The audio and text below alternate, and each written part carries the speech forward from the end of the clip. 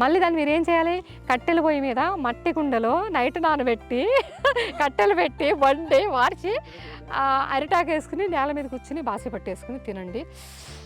ఒక్క రోజు తిన్నా చాలండి అలాంటి రైస్. అబ్బాయి ఎంత బాగుందండి చెప్తుంటే. అంటే నేను అంతా చేయగలుగుతున్నాను, మీకేంటండి ప్రాబ్లం? కట్టెల పొయ్యి మీద అది కొంచెం ఉడకబెట్టి తినడానికి మళ్ళీ ఇంటికి తీసుకెళ్ళి కుక్కర్లో వేస్తాను. అదే ఆవిడకి ఇవ్వండి, మీకు ఎలాగో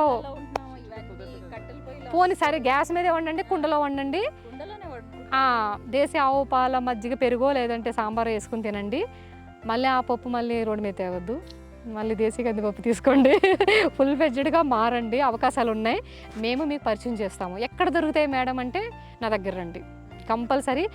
ఎక్కువ ఇవ్వలేము, ఎక్కువ మందికి ఇవ్వలేను, కానీ కొంతమందికి అయితే ఇస్తాను. ఇప్పుడు ఫ్యూచర్లో చాలా మందికి ఇవ్వడానికి స్టూడెంట్స్తో చేపిస్తున్నాను, నేను చేయలేక. నేను కూడా చాలా బాగానే ప్లాన్ చేస్తాము. 8 ఎకరాలంటే విపరీతంగా క్రాప్ తీయచ్చు.